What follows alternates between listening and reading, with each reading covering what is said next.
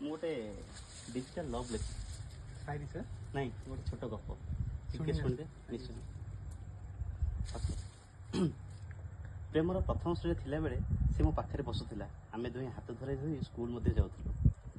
ତା ଘରଠାରୁ ମୋ ଘର ଦୂରତା ଥିଲେ ମଧ୍ୟ ସେ ମୋତେ ନେବା ପାଇଁ ମୋ ଘରକୁ ଆସୁଥିଲା। ପ୍ରାର୍ଥନାର ଧାଡ଼ିରେ ପୁଅ ଝିଅ ଅଲଗା ଅଲଗା ଛିଡ଼ା ହେଉଥିଲେ ମଧ୍ୟ ଆମେ ଦୁହେଁ କଡ଼ କଡ଼ରେ ଠିଆ ହେଉଥିଲୁ। ପ୍ରାର୍ଥନା ସରିବା ପରେ ଯେତେବେଳେ ମୁଁ ଶ୍ରେଣୀକୁ ଯାଉଥିଲି ସବୁଦିନ ଦେଖୁଥିଲି ଆମ ଦୁହିଁଙ୍କର ବ୍ୟାଗ୍ କିଏ ଅଲଗା ଅଲଗା ରଖିଦେଇଥାଏ। କିନ୍ତୁ ସେ ମୋତେ ନିଜ ପାଖରେ ବସାଏ, ଚିତ୍ର ଦେଖାଏ, ଘରୁ ଆଣିଥିବା ମୁଢ଼ି ମିକ୍ସଚର ମଧ୍ୟ ମୋତେ ଖାଇବାକୁ ଦିଏ। ବେଳେବେଳେ ଦିଦିଙ୍କୁ ସାନପାସ୍ କହି ଆମେ ବରକୋଳି ତୋଳି ଲୁଣ ଲଗାଇ ମଧ୍ୟ ଖାଇଥାଉ। ଏମିତି ଦ୍ୱିତୀୟ ଶ୍ରେଣୀ ବି ଚାଲିଗଲା।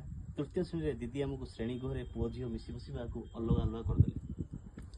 ଆଜି ମନେ ପଡ଼େ ସେଇ ପକ୍କା ଘର ଶ୍ରେଣୀ ଗୃହରେ ଦୁହେଁ ବସି ଭୂତ ଗପ କଥା ହଉ, ପରସ୍ପରକୁ ମଧ୍ୟ ଡରାଉ।